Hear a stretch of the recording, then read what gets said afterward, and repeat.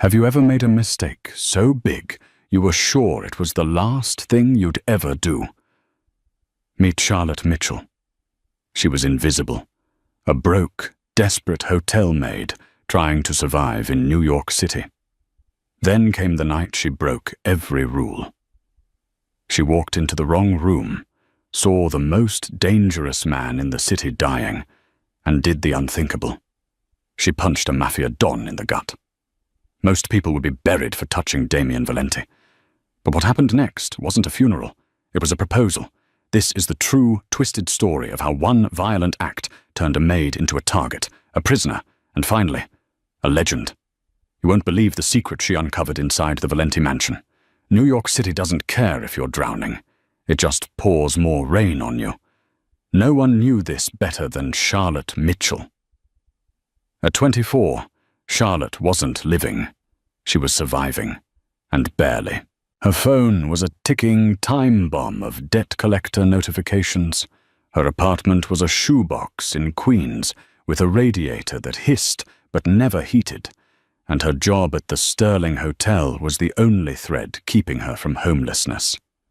The Sterling was old money. It smelled of mahogany, beeswax, and secrets. Charlotte was invisible there, a ghost in a grey uniform pushing a cart filled with fresh towels and tiny soaps. That was how she liked it. Invisibility was safe. But on a rainy Tuesday in November, safety evaporated. Mitchell, the floor manager, a sharp-faced woman named Mrs. Higgins, snapped her fingers. Suite 604, now. The guest requested a turn-down service, but the regular girl called out sick. You're up. Charlotte froze. Suite 604 wasn't just a room.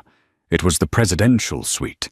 It had been booked out for the last 3 weeks by a guest who never used the lobby, never ordered room service, and had private security stationed at the elevator. Mrs. Higgins, I'm not cleared for the VIP floor, Charlotte stammered, gripping the handle of her cart. You are today. And listen to me. Higgins leaned in, her voice dropping to a whisper. Do not speak unless spoken to. Do not look the guest in the eye. Get in, clean, get out. If you mess this up, don't bother coming back. Charlotte nodded, her stomach twisting into knots. She needed this paycheck. Her brother, Toby, needed insulin, and the pharmacy had stopped accepting her IOUs. She took the service elevator up, the metal box rattling as it climbed towards the skyline. When the doors opened on the 60th floor, the hallway was silent. Unnervingly so. Usually, 2 large men in suits stood by the double doors of 604. Today, the hall was empty. Strange, Charlotte thought. Maybe they're on a break. She swiped her keycard. The light blinked green. She pushed the heavy door open and announced herself softly. Housekeeping. No answer. The suite was massive, a sprawling landscape of velvet furniture and floor-to-ceiling windows overlooking Central Park. It was dim, lit only by the city glow and a few amber lamps. Charlotte parked her cart by the door and stepped onto the plush carpet. Hello? Housekeeping? Silence. She moved towards the bedroom to check the linens, but as she passed the living area, a sound stopped her. It was a wet, strangled gasp. Charlotte turned. In the center of the room, a man was slumped in a high-backed leather armchair. He was dressed in a suit that probably cost more than Charlotte would earn in a lifetime, charcoal grey, bespoke, immaculate, but the man himself was a wreck. His skin was a terrifying shade of grey. His hands were clawing at his throat, tearing at his silk tie. A crystal glass lay shattered on the floor, a dark, amber liquid pooling into the cream carpet. Charlotte's instinct was to run. This was clearly the VIP. This was Damien Valenti. Everyone in New York knew the name, even if they'd never seen the face. The Valenti family ran the unions, the docks, and half the politicians in the state. If he was dying, being in the room was a death sentence for a witness. Run, her brain screamed. Leave now and pretend you were never here. But then the man's eyes met hers. They were dark, almost black, and filled with a terrifying, primal panic. He wasn't breathing. Charlotte didn't think. She didn't calculate the risk. She just saw a dying man. She dropped her duster and sprinted across the room. "Sir, can you hear me?" Damien Valenti couldn't speak. His airway was completely obstructed. But it wasn't food. There was no dinner plate. It was the drink. His throat was swelling shut. Anaphylaxis? Poison? He tried to stand, stumbling forward, grabbing Charlotte's shoulders with a grip like iron. He was heavy, massive, towering over her small frame even as he collapsed. He fell to his knees, dragging her down with him. His lips were turning blue. He's not choking on an object, Charlotte realized, her mind racing back to a first aid course she'd taken years ago for a babysitting job. His throat is closing up, but he's still trying to inhale. He needed air, and he needed it 10 seconds ago. Charlotte tried to position herself behind him for the Heimlich, just in case, but he was too big, and he was dead weight. He slumped backward against the coffee table, his head lolling. "Wake up!" Charlotte screamed. She slapped his face. Nothing. His chest wasn't moving. If his heart stopped, it was game over. She saw a faint movement in his chest, a spasm. He was trying to cough, trying to expel something, but the muscles were paralyzed. He needed a shock to the system, a violent reboot. Charlotte straddled his hips, ignoring the absurdity of sitting on top of a Mafia don. She made a fist. She wasn't a fighter. She was a maid who scrubbed floors and lifted heavy mattresses. She had grip strength. "Forgive me," she whispered. She reared back and drove her fist as hard as she could into his solar plexus, right below the sternum. Thud. It was a sickening sound. Damien's body jolted off the floor. His eyes bulged. Nothing happened. "Breathe, damn you!" Charlotte yelled, panic rising in her throat.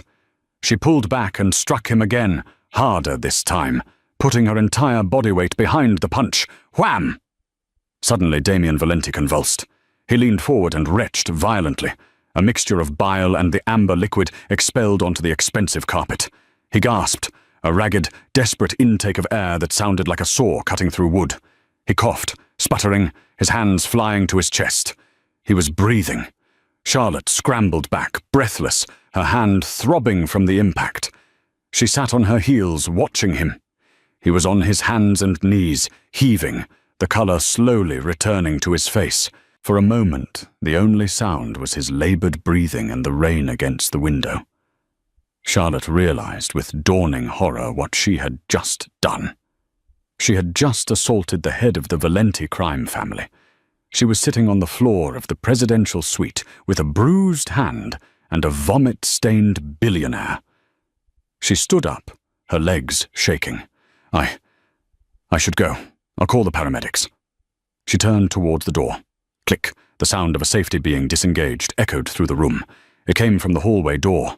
The double doors burst open. 3 men in dark suits stormed in.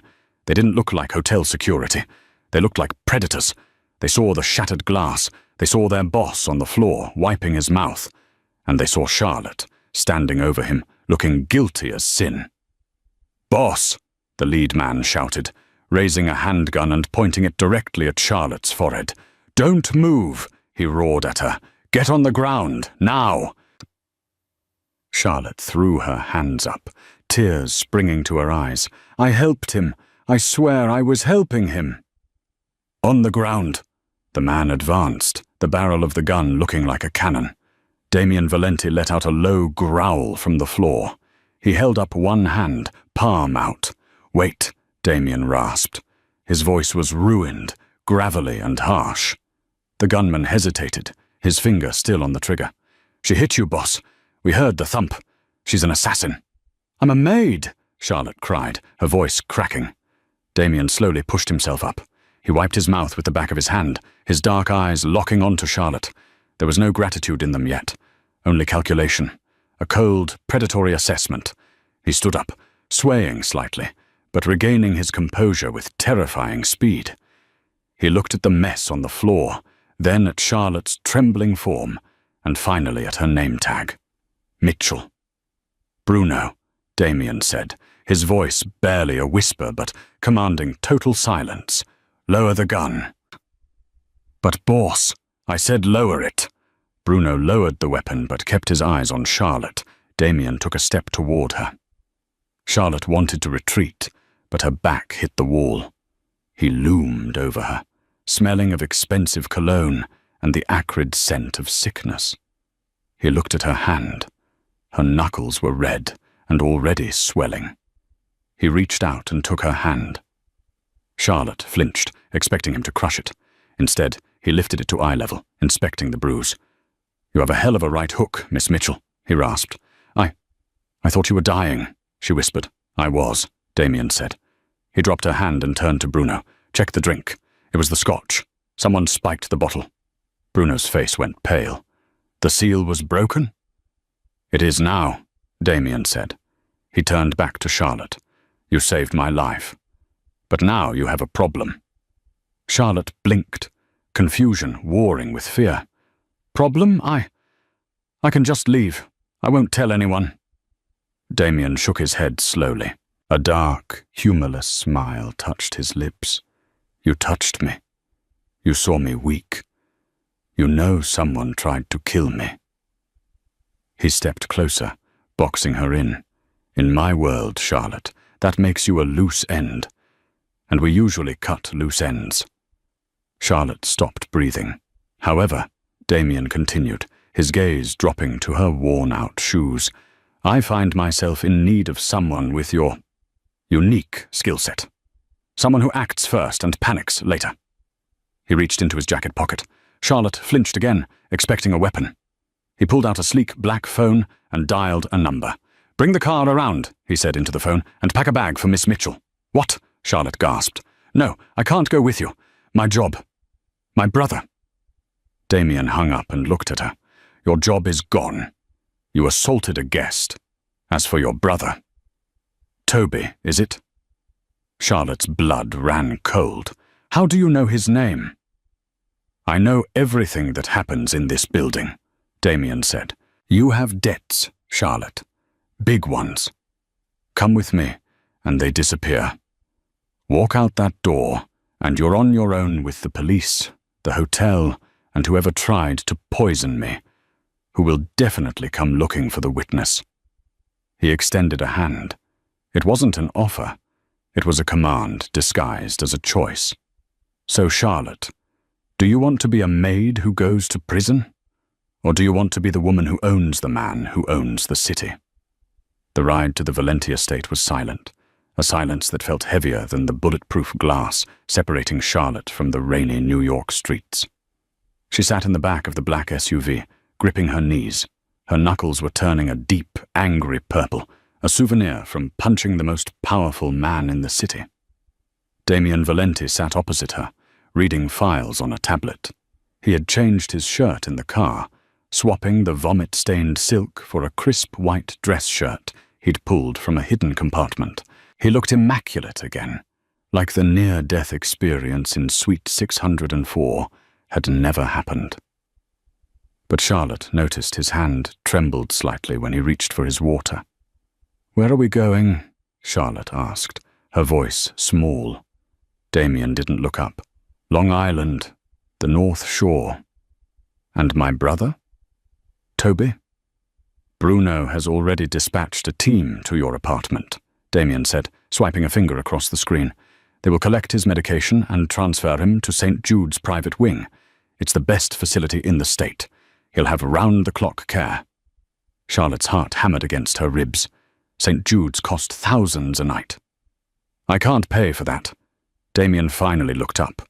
His eyes were cold, hard flint. "I didn't ask you to pay. I bought your debt, Charlotte. You belong to the Valenti estate now. Consider it employment." "Doing what?" "Cleaning? Surviving," he said darkly. "You are the only person in my circle who didn't hesitate to save me. My own guards waited for orders.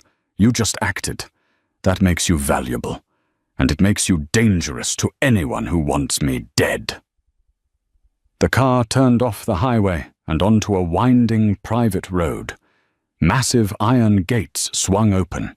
revealing a driveway lined with ancient oaks that looked like skeletal fingers in the headlights. The mansion at the end was a fortress of stone and glass, beautiful but imposing. It didn't look like a home. It looked like a mausoleum. When the car stopped, Bruno opened the door. Out. Charlotte stepped onto the gravel. The air smelled of salt water and money. A woman was waiting on the steps. Tall, severe, with hair pulled back so tight it looked painful. "This is Mrs. Caldwell," Damien said, stepping out behind Charlotte. "She runs the house. Mrs. Caldwell. This is Charlotte. She will be staying in the East Wing." Mrs. Caldwell's eyes narrowed as she scanned Charlotte's cheap uniform and messy hair. "The East Wing, sir. That's the family corridor." "I am aware of the geography of my own house," Damien snapped. "She stays next to my quarters." "And Caldwell? She prepares my meals from now on. No one else touches my food. Not the chef, not the sous chefs, not you. Only her." Charlotte's jaw dropped. "I can't cook. I make grilled cheese and instant noodles." Damien leaned in close, his voice dropping so only she could hear. "I don't need a chef, Charlotte. I can hire a Michelin star cook to boil water. I need a taster. I need someone who inspects the ingredients, someone who watches the kitchen staff. Because if I die, the money for your brother's hospital bills stops. Do you understand the incentive?" The weight of it crashed down on her. He was tying his life to hers. If he died, Toby died. "I understand," she whispered. "Good, Caldwell, get her out of those rags. Burn them. Get her something decent."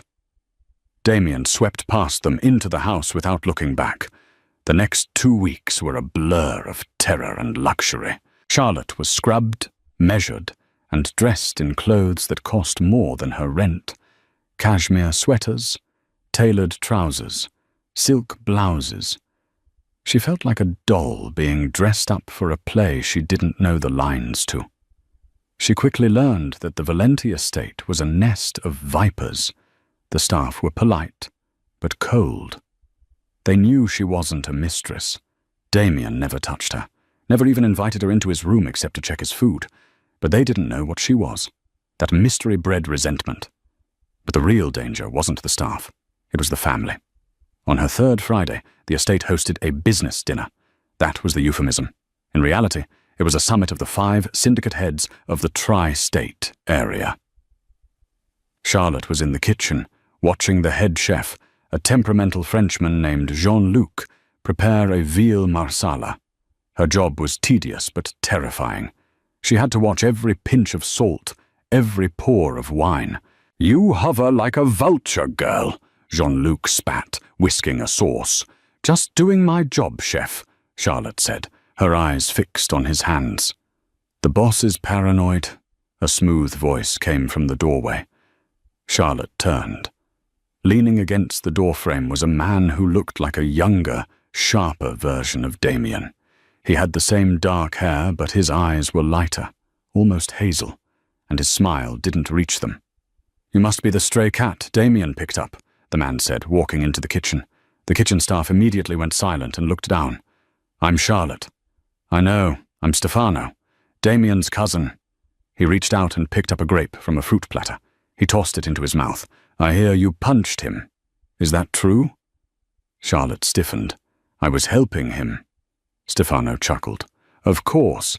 Anaphylaxis, a peanut allergy, they said. Strange, though. Damien has never been allergic to peanuts before. Sudden onset adult allergies are rare." He was fishing. He wanted to know if she knew it was poison. "I wouldn't know, sir. I'm just the maid." Stefano stepped closer, invading her personal space. He smelled of whiskey and gunpowder. "You're not a maid anymore, Charlotte. You're the gatekeeper. And gatekeepers have a nasty habit of getting their fingers caught in the door." He reached for the wine bottle Jean-Luc was about to use for the sauce. "Let me taste the vintage, for quality control." "No!" Charlotte's hand shot out, grabbing the bottleneck before he could touch it. The room went dead silent. Jean-Luc gasped. "You did not touch a Valenti." Stefano looked at her hand on the bottle, then up at her face. His smile vanished. "You have spirit. Damien always liked wild things. Just be careful, Charlotte. Wild things usually end up in cages or on walls. He turned and walked out. Charlotte's heart was pounding so hard she felt dizzy. She looked at the wine bottle. She uncorked it and poured a tiny amount into a spoon. She swallowed it. She'd waited 5 minutes. 10. Nothing happened. It wasn't poisoned. But Stefano's message was clear. I am watching you. When she brought the platter out to the dining room, the air was thick with cigar smoke and tension. Damien sat at the head of the table, looking like a king on a throne of knives. When Charlotte placed the plate in front of him, he didn't look at her, but his hand brushed hers for a fraction of a second. It was a signal. Is it safe? She tapped the table once with her index finger. Yes. Damien picked up his fork and ate. For the first time since she arrived, Charlotte felt a strange surge of pride. She was keeping him alive. But as she retreated to the corner to wait, she caught Stefano staring at her from across the table. He raised his glass in a mock toast. Charlotte realized then that the punch in the hotel room was the easy part. The fight had just begun. Living with Damien Valenti was like living with a thunderstorm. Most of the time he was distant, a low rumble of thunder on the horizon, shut away in his study, taking calls in Italian, reviewing ledgers that Charlotte wasn't allowed to see. But sometimes the storm broke. It happened late one Tuesday night. The house was asleep.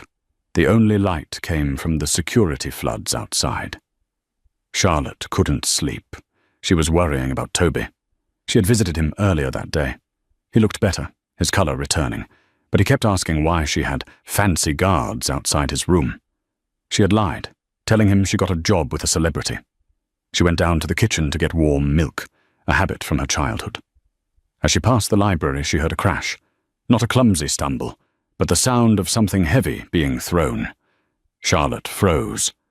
Protocols said she should call Bruno, but curiosity, the same instinct that made her enter suite 604, pulled her toward the heavy oak doors. She pushed one open a crack. Damien was there. He wasn't wearing his suit armor. He was in slacks and a white undershirt, his feet bare. The room was a wreck. A lamp was shattered on the floor. Books were swept off the desk.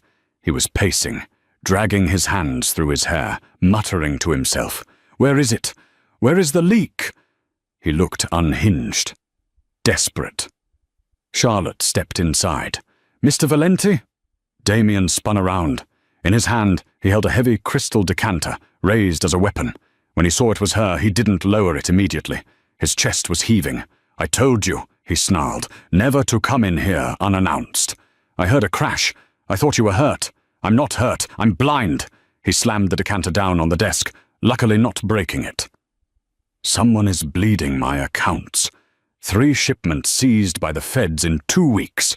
Someone on the inside is talking, and I can't find the rat." He slumped into his chair, burying his face in his hands. It was the first time she had seen him look defeated. He wasn't the Mafia Don in that moment. He was just a man drowning in betrayal. Charlotte approached slowly. She saw the papers scattered on the floor. They were shipping manifests. Is it Stefano?" she asked softly. Damien looked up, his eyes bloodshot. "Stefano is ambitious. He's arrogant. But he's blood. In our world, you don't turn on blood unless you want a war that burns everything down. If I accuse him without proof, the family's split. Half go with him, half with me. It would be a massacre." "Sometimes," Charlotte said, picking up a spilled book, "people closest to you think they know better than you. They don't think they're betraying you. They think they're saving the empire from you." Damien looked at her, really looked at her. The anger faded, replaced by a weary curiosity. "You sound like you speak from experience." "My father," Charlotte said, placing the book on the desk. "He gambled away our house. He told us he did it to double our money and buy us a mansion. He thought he was the hero, until the day he lost everything. Damien let out a dry, bitter laugh. So I'm the gambler? No. You're the house holding the deed. But someone thinks they can run the house better. Damien stood up. He walked around the desk until he was standing inches from her. The air in the room shifted. It became charged, electric. You have a way of seeing things clearly, Charlotte. Maybe because you're not one of us. He reached out and touched a stray lock of hair falling over her forehead. His fingers were rough, calloused, but his touch was surprisingly gentle. Charlotte stopped breathing. She knew she should pull away. He was a killer. He was a criminal. But he was also the man who saved her brother. "Why do you trust me?" she whispered. "Because you have nothing to gain by my death," Damien murmured, his thumb brushing her cheekbone. "And because you're the only real thing in this entire God-forsaken house." He leaned in. Charlotte's eyes fluttered shut. She wanted him to kiss her. It was insane. It was wrong. But she wanted it. Bzzzt! The intercom on his desk buzzed loudly. Damien pulled back instantly, the mask of the Don sliding back into place. He hit the button. "What?" "Sir," Bruno's voice crackled. "We have a situation at the docks, the warehouse fire. It wasn't an accident." Damien's jaw tightened. "I'm coming." He looked at Charlotte. The moment was gone, shattered by the reality of his life. "Go to bed, Charlotte. Lock your door." The next day, the tension in the house was palpable. Damien was gone before dawn. Charlotte spent the day anxiously pacing the kitchen, driving Jean-Luc crazy. In the afternoon, Mrs. Caldwell found her. "Mr. Valenti requires your presence. Upstairs, the master suite." Charlotte hurried up the grand staircase. She found Damien in his dressing room. He was standing in front of a mirror, buttoning a tuxedo shirt. He had a bandage on his left forearm, a fresh injury. "You're hurt," Charlotte said, rushing forward. "A scratch," Damien said, waving her off. "Tonight is the governor's charity gala. The entire city will be there. Politicians, police captains, and my enemies." "Why are you telling me?" "Because you're coming with me." Charlotte froze. "Me? I'm the maid." "Not tonight. Tonight, you are my date." Damien turned to face her. "I need eyes, Charlotte. Everyone knows my men. They know Bruno. They know Stefano. They know who to hide from. But no one knows you. They will look right past you. You see things like you saw me choking when my guards saw nothing." "You want me to spy?" "I want you to listen. Women talk when they think no one important is listening. The wives, the girlfriends, they know secrets. I need to know who is moving against me." He gestured to the bed. Laid out on the silk comforter was a dress. It was emerald green velvet, floor length with a slit up the thigh. Beside it lay a diamond necklace that looked heavy enough to anchor a boat. "Put it on," Damien commanded. "Tonight, you are not Charlotte the maid. You are Charlotte Mitchell, the woman who captured Damien Valenti's attention. Make them believe it." 2 hours later, Charlotte looked in the mirror and didn't recognize herself. The dress hugged her curves like a second skin. Her hair was swept up in an elegant chignon. The diamonds around her neck were cold against her skin. Damien stepped behind her, his dark suit contrasting with her green dress. He met her eyes in the reflection. For a second, he looked stunned. "Beautiful," he muttered, almost to himself. Then he cleared his throat. "Remember, stay close. Drink nothing unless I hand it to you. And trust no one." The gala was held at the Metropolitan Museum of Art. It was a sea of flashing cameras and forced smiles. Charlotte felt terrified, clutching Damien's arm. His bicep was hard as rock beneath the fabric. As they moved through the crowd, Damien played the part perfectly. Charming, dangerous, powerful. But Charlotte was working. She tuned out the music and focused on the whispers. She was standing near the champagne fountain when she heard a familiar voice. Stefano. He was talking to a man she didn't recognize, a short, balding man with nervous eyes. They were tucked away behind a large Egyptian statue. Charlotte drifted closer, pretending to admire the artifact. Tonight, Stefano was whispering. The timeline has moved up. He suspects. But the shipment isn't ready, the balding man hissed. It doesn't matter, we take him out tonight. On the way back. The bridge. Charlotte's blood turned to ice. The bridge. They were going to ambush the car on the way home. Are you sure the girl isn't a problem? The balding man asked. The maid. Stefano laughed softly. She's a distraction, a pretty toy. When Damien goes down, she'll be easy to dispose of. Or maybe I'll keep her. She has fire.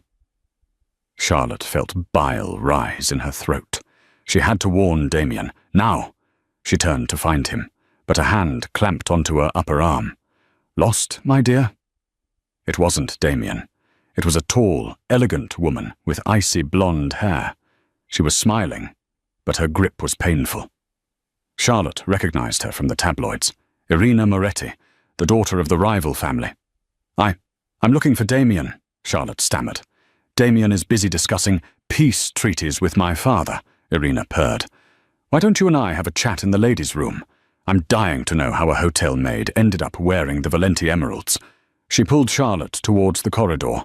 Charlotte scanned the room frantically. Damien was across the hall, surrounded by 3 men. He wasn't looking at her. Irina dragged her into the empty restroom. As soon as the door clicked shut, Irina's smile vanished. She pulled a small switchblade from her clutch. Now, Irina said, flicking the blade open, you're going to tell me exactly what Damien knows about the shipment, or I'm going to carve a smile onto that pretty face. Charlotte backed up against the sink. She was trapped. Stefano was planning to kill Damien outside. Irina was planning to kill her inside. She looked at the knife. Then she looked at the heavy marble soap dispenser on the counter. Charlotte Mitchell wasn't a fighter, but she had punched a Mafia don and lived. She took a deep breath. I don't know anything, Charlotte said, her voice shaking. Wrong answer, Irina lunged. Irina lunged, the silver blade flashing under the harsh bathroom lights. Charlotte didn't have time to think. She only had time to react. She grabbed the heavy marble soap dispenser from the counter and swung it with both hands. Crack! The marble connected with Irina's wrist. The knife clattered to the tiled floor. Irina shrieked, clutching her arm, her composure shattering instantly. You little rat! Irina hissed, kicking out with a stiletto heel that caught Charlotte in the shin. Charlotte gasped in pain, but didn't stop. She wasn't trying to win. She was trying to survive. While Irina was off balance, Charlotte shoved her hard against the stall doors. Irina slipped on the wet floor and went down in a heap of silk and cursing. Charlotte didn't wait. She scrambled for the door, threw it open, and burst back into the gala. The ballroom was a blur of music and laughter. Charlotte was panting, her hair coming loose, her shin throbbing. She scanned the crowd desperately. She had to find Damien. The bridge! They're going to hit him on the bridge. She spotted him near the exit, putting on his coat. Stefano was standing right next to him, smiling, clapping Damien on the shoulder. They were leaving. Damien! Charlotte screamed, forgetting the rules, forgetting the image. The music didn't stop, but the heads near her turned. Damien froze. He turned to see Charlotte running toward him, looking disheveled and frantic. Bruno stepped in her path, his hand going to his holster. Miss Mitchell? What happened? Move! Charlotte shoved past the surprised bodyguard and grabbed Damien's lapels. You can't take the car. You can't take the bridge. Damien frowned, gripping her arms to steady her. Charlotte, calm down. What is this? What happened to your hair? Irina Moretti, Charlotte gasped. She tried to kill me in the bathroom. I heard them, Damien. Stefano and a man. They're planning an ambush tonight. On the bridge. They're going to kill you. The silence that followed was deafening. Damien's eyes snapped to Stefano. Stefano didn't flinch. He didn't run. He just sighed, shaking his head with a look of pity. Oh, Charlotte, Stefano said softly. I told you she wasn't cut out for this life, Dom. She's cracking under the pressure. Paranoid delusions. It's not a delusion, Charlotte cried, pointing a trembling finger at him. He's the leak, Damien. He's working with the Morettis." "That is a serious accusation," Damien said, his voice dropping to absolute zero. He looked at his cousin. "Stefano?" Stefano reached into his pocket. Bruno tensed, ready to draw, but Stefano only pulled out a phone. Not his phone. A cheap burner flip phone. "I didn't want to do this here," Stefano said, looking apologetic. "I found this in her room earlier when I was checking security sweeps. I thought I'd handle it quietly, but—" He tossed the phone to Damien. Damien caught it. He flipped it open and scrolled through the texts. His face turned to stone.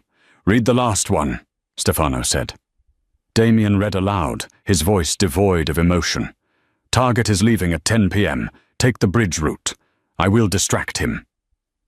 Charlotte's blood ran cold. "No, that's not mine. I've never seen that phone before." "It was under your mattress," Stefano said smoothly. "Irina wasn't attacking you in the bathroom, was she? You were meeting her, negotiating your payout." "Liar!" Charlotte lunged at Stefano, but Bruno held her back. "Damien, look at me. I punched you to save your life. Why would I kill you now?" "To finish the job," Stefano countered. Or maybe the punch was just to get inside the house, to get close. Damien looked up from the phone. He looked at Charlotte. For weeks, she had seen heat in his eyes, curiosity, maybe even affection. Now there was nothing, just a black void. "You were the only one who knew my schedule tonight," Damien said quietly. "Damien, please," Charlotte sobbed. "The bridge," Damien repeated. "You warned me about the bridge to make yourself look innocent, knowing we'd find the phone eventually. It's a double bluff." "No!" Damien closed the phone and crushed it in his hand. He turned to Bruno. "Take her." "Boss?" Bruno asked, unsure. "Where?" "Get her out of my sight," Damien snarled. "Strip her of the jewelry. Take the dress. Leave her on the street where we found her. If she ever comes near me or my family again, kill her." "Damien!" Charlotte screamed as Bruno dragged her away. "He's going to kill you. Please listen to me." Damien didn't look back. He walked out the main doors, flanked by Stefano, who shot Charlotte one last triumphant smirk. Charlotte sat on the curb in Queens, shivering. It was 3 a.m. It was raining again. It was always raining in Charlotte's life. She was wearing an oversized mechanic's jumpsuit that Bruno had tossed at her after taking the emerald dress. Her feet were bare. She had lost her heels in the struggle. She had nothing. No phone, no money, no job. And worst of all, she had the crushing weight of failure. She had tried to save him, and he had looked at her like she was garbage. He believed him, she thought, wiping rain and tears from her face. He trusted his blood over me. She stood up on shaky legs. She had to get to the hospital. She had to warn the nurses that the payments might stop. She had to figure out how to move Toby before the Valentis came to finish them off. She walked for 40 blocks. By the time she reached St. Jude's, her feet were bleeding. She stumbled into the lobby, dripping wet. The night nurse looked up, horrified. "Miss Mitchell, my God, are you all right? My brother," Charlotte rasped. "Is he okay? Did anyone call to cancel his room?" The nurse frowned, typing into the computer. "Cancel? No, actually the account was updated an hour ago." Charlotte stopped breathing. "Updated?" "Yes, a private endowment was set up in Toby Mitchell's name. Paid in full for the next 5 years, including rehabilitation and college tuition." The nurse looked at Charlotte with wide eyes. "Miss Mitchell, you don't have to worry about the bill ever again." Charlotte grabbed the counter for support. The world tilted. 5 years? Paid an hour ago? That was after Damien threw her out. After he accused her of being a traitor. Why would he pay for her brother's life if he thought she tried to kill him? Unless he didn't think that. The realization hit her like a physical blow. The coldness in his eyes, the public scene, the way he let Stefano do all the talking, but crushed the phone so no one else could examine it. He knew. He knew Stefano was the traitor, but he couldn't prove it yet. and as long as Charlotte was at the mansion, she was a target. Stefano would have killed her that night to silence her. By throwing her out, by making it look like he hated her, Damien had removed the target from her back. He had saved her life the only way he could, by breaking her heart. "He knows," Charlotte whispered. "He's going to war." "Miss Mitchell?" the nurse asked. "I need a phone," Charlotte said, her voice hardening. "I need to call him. He's walking into a trap." "I can't let you use the desk phone for—" "Give me the damn phone!" Charlotte yelled, startling the lobby security. She grabbed the receiver. She didn't know Damien's personal number, but she knew the emergency line for the estate. She dialed with trembling fingers. Ring, ring, ring. "Valenti residence," Mrs. Caldwell's voice answered. "Caldwell, it's Charlotte. Don't hang up. Is Damien there?" "Charlotte?" The housekeeper sounded shaken. "You shouldn't be calling. The house is on lockdown." "Where is he?" "He didn't come home," Caldwell whispered. "There was an incident on the bridge. The car was hit." Charlotte felt the receiver slip in her sweat-slicked hand. "Is he—" "We don't know. The police found the car burning, but no body. Stefano is here. He's taking control of the family. He says Damien is dead."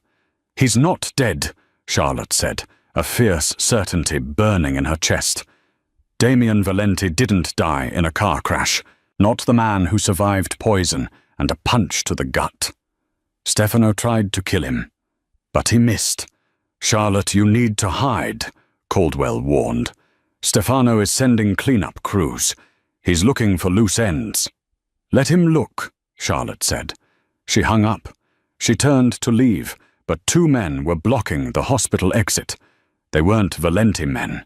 They wore leather jackets and had tattoos on their necks. One of them had a scar running through his eyebrow. Moretti soldiers. Charlotte backed up, but she bumped into a hard chest. She turned around. A third man was behind her. "Going somewhere, Principessa?" The man behind her sneered. "Leave me alone," Charlotte said, raising her fists. "The boss wants a word," the scarred man said. "He heard you were the one who tipped off Valenti about the bridge. Shame you were too late." "Who?" Charlotte demanded. "Stefano." "No," the man laughed. "Don Moretti. He wants to know what secrets you whispered to Valenti before he went up in smoke." They grabbed her. Charlotte fought. She kicked, she bit, she screamed for the security guard, who was currently looking the other way, terrified. A black bag was shoved over her head. The world went dark. As they dragged her out into the rain, Charlotte didn't panic.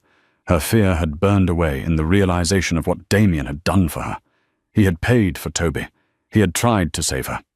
Now it was her turn. She was going into the heart of the enemy territory. And she wasn't going to be the maid who scrubbed floors anymore. She was the woman Damien Valenti loved. And she was going to burn the Moretti family to the ground to find him.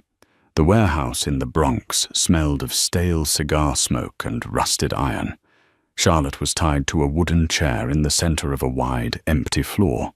Her lip was split, and her mechanic's jumpsuit was torn at the shoulder, but she sat with her chin high. Don Moretti, a heavy-set man with a face like a bulldog, paced in front of her. Irina stood nearby, her arm bandaged where Charlotte had smashed it with the soap dispenser. "You have spirit. I'll give you that," Moretti grunted. "But my patience is wearing thin. Valenti is dead. His car is a pile of ash on the Triborough Bridge. You are protecting a ghost." "If he's dead," Charlotte said, her voice raspy but steady, "then why are you afraid? Why kidnap a maid if the king is already gone?" Irina stepped forward and slapped Charlotte across the face. "Shut up. You're here because you know where Damien kept the ledger, the black book.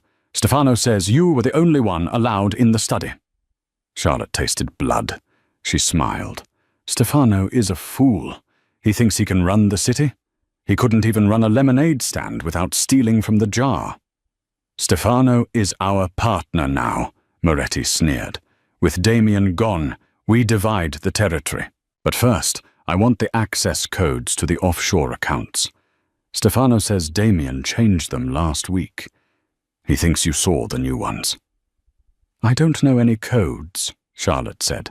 "Then you are useless," Moretti shrugged. He pulled a heavy revolver from his waistband. Irina, you wanted the honors? Irina's eyes lit up. She took the gun, weighing it in her good hand. She aimed it squarely at Charlotte's chest. "This is for my wrist," Irina hissed. Charlotte closed her eyes. She didn't pray. She just thought of Damien, the way he looked in the tuxedo, the way he had secretly paid for Toby's life before throwing her out. "I tried," she thought. "I'm sorry." Click. The lights in the warehouse cut out. Total darkness. "What is that?" Irina screamed. "Dad!" "Stay calm," Moretti shouted. "It's a fuse. Joey, check the breaker." Silence. "Joey?" Thud. The sound of a heavy body hitting the concrete echoed through the dark. Then came the sound of footsteps. Slow. Deliberate. The sound of expensive leather shoes walking on grit. Step, step, step. "Who's there?" Moretti's voice wavered. "Show yourself." A red flare crackled to life in the darkness. It illuminated a figure standing 10 feet away. He was wearing a tactical vest over a torn tuxedo shirt. His face was streaked with soot and blood. He held the flare in one hand and a suppressed pistol in the other. It was Damien Valenti, and he looked like the devil himself. "You," Moretti breathed, stepping back. "We saw the fire. You died." "I listened to my maid," Damien said, his voice a low growl that vibrated in Charlotte's chest. "I didn't take the bridge. I sent the empty car. Remote control is a wonderful thing." He dropped the flare. As it hit the floor, the shadows lengthened, dancing like demons. "Kill him!" Irina shrieked, firing the revolver blindly. Bang! Bang! Damien moved with terrifying speed. He didn't run. He flowed. He ducked under the wild shots, closing the distance. He disarmed Irina with a brutal chop to her injured wrist, sending the gun skittering away. She collapsed, screaming. Moretti fumbled for a backup weapon, but Damien was already there. He kicked Moretti's knee, shattering it, and pressed the muzzle of his silencer against the Don's forehead. "You touched her," Damien whispered. It wasn't a question. It was a death sentence. "Stefano!" Moretti blubbered, hands raised. "It was Stefano! He sold you out! He wanted the throne! I know," Damien said coldly. "And tell the devil I sent you." Foot, Moretti slumped to the ground. Silence returned to the warehouse, broken only by Irina's sobbing in the corner. Damien ignored her. He turned to Charlotte. He holstered his weapon and pulled a knife. Charlotte flinched, but he only slashed the ropes binding her wrists and ankles. As soon as she was free, she tried to stand, but her legs gave out. Damien caught her. He pulled her against his chest, burying his face in her neck. He was shaking. "I thought I was too late," he murmured into her hair. "God, Charlotte, I thought I lost you." Charlotte wrapped her arms around him, smelling the smoke and the gunpowder. "You paid for Toby," she sobbed. "I went to the hospital. They told me." Damien pulled back, framing her face with his rough hands. "I had to make it look real. I had to make Stefano believe I hated you, so he wouldn't kill you immediately. It was the hardest thing I've ever done." "I knew," Charlotte said, wiping tears from his soot-stained cheek. "When I saw the payment, I knew you were going to war." "The war isn't over," Damien said, his eyes hardening. "There is one rat left in the trap." He picked Charlotte up in his arms, carrying her like a bride. "Where are we going?" she asked. "Home," Damien said, "to take back what is ours." The Valenti estate was quiet, too quiet. Stefano sat in Damien's leather chair in the library, his feet up on the desk. He was drinking Damien's scotch, the 30-year-old bottle. "To the king," Stefano toasted to the empty room. "Long may he rot." "That's my scotch, Stefano." Stefano dropped the glass. It didn't break. It bounced on the rug, spilling amber liquid everywhere. He spun around. Damien stood in the doorway. He hadn't changed. He was still covered in the filth of the night, looking like a revenant who had crawled out of a grave to seek vengeance. Beside him stood Charlotte. She looked battered, bruising blooming on her cheek, but she stood tall, her hand firmly in Damien's. "Dom," Stefano stammered, his face draining of colour. The reports. The bridge." You really should have checked the body, Damien said, walking into the room. Bruno and 3 other loyal guards stepped out from the shadows of the hallway, blocking the exit. Stefano was trapped. It was Moretti, Stefano cried, backing up against the window. He forced me. He threatened to kill me. Liar, Charlotte said. Her voice cut through the air, sharp and clear. I heard you at the gala. You laughed about it. You called me a toy. You said you wanted the Empire because Damien was soft. Damien stopped in front of the desk. He picked up the fallen glass and set it upright. You're right, cousin, Damien said softly. I was soft. I let you live in my house. I let you eat my food. I let you think you were my equal. He looked at Charlotte. What is the punishment for treason? Charlotte looked at Stefano. She saw the man who had tormented her, who had tried to kill the man she loved, who had mocked her poverty. He wanted to be the boss, Charlotte said. Let him face the justice of a boss. Damien nodded. He turned to Bruno. Take him. Make sure he disappears. I never want to hear his name again. No, Dom, we're blood! Stefano screamed as Bruno dragged him out. My blood is right here, Damien said, squeezing Charlotte's hand. As the screams faded, the room fell silent. The adrenaline of the night began to fade, replaced by a bone-deep exhaustion. Damien turned to Charlotte. He looked at her bruised face, her torn clothes, her messy hair, and he smiled. It was a real smile, warm, open, and full of love. You realize, Damien said, that you've lost your job. Charlotte blinked. Excuse me? I can't have a maid who knows where the bodies are buried. It's against protocol. Charlotte crossed her arms, feigning annoyance. So I'm unemployed again, after I helped you take down the Moretti crime family. Not unemployed, Damien said. He reached into his pocket. For a second, Charlotte thought he was going to pull out another phone. Instead, he pulled out a ring. It wasn't a diamond the size of a skating rink. It was a simple, elegant band of platinum set with a single, rare emerald. The same color as the dress she had worn to the gala. I picked this out the day after you punched me, Damien confessed. I kept it in my pocket, thinking I was crazy. A Valenti doesn't marry the help. It's forbidden. He got down on one knee, right there on the rug where he had once almost died. But you aren't the help, Charlotte. You saved my life when my own kin tried to end it. You fought for me when I pushed you away. You are the only person in this world I trust. Charlotte's hands flew to her mouth. Tears pricked her eyes again, but these were happy tears. Charlotte Mitchell, Damien asked, looking up at her with those intense, dark eyes. Will you do me the honor of running this insane asylum with me? Will you be my wife? Charlotte laughed, a wet, choked sound. Only if you promise to chew your food properly. I'm not punching you in the stomach again. Deal, Damien grinned. Yes, she whispered. Yes, Damien.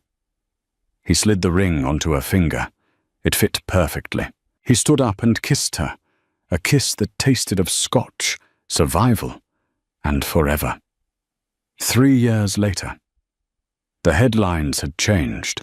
The Valenti family was still powerful, but the nature of their power had shifted. The docks were clean, the unions were legitimate, and the Valenti Foundation, spearheaded by Charlotte Valenti, was the largest donor to hospitals and orphanages in the state. Toby was in college now, studying engineering. He came over for Sunday dinners, where he still teased Damien about being terrified of Charlotte. And he wasn't wrong. In the grand kitchen of the estate, Damien Valenti, the man who made grown men tremble, was currently chopping carrots.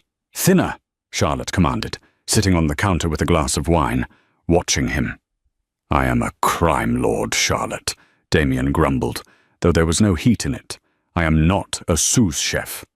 You are a crime lord who wants his lasagna to taste good, she countered, leaning over to kiss his cheek. Now chop. No. Damien sighed, but he smiled. He looked at his wife, the poor maid who had walked into suite 604 and punched him into a new life. He had expected to die that day. Instead, he had found the only thing worth living for. He went back to chopping. After all, the Queen had spoken. And that is the incredible true story of Charlotte Mitchell and Damien Valenti. It started with a mistake, a blocked airway, and a desperate punch that should have signed her death warrant. Instead, it signed her marriage license. They say love finds you in the strangest places, but for Charlotte, it found her on the floor of the presidential suite, fighting to save the life of a monster who turned out to be her soulmate. Today, the Valenti name stands for something different in New York, all because one brave woman refused to be invisible. What would you have done if you walked into that room? Would you have run, or would you have thrown the punch? Let me know in the comments below.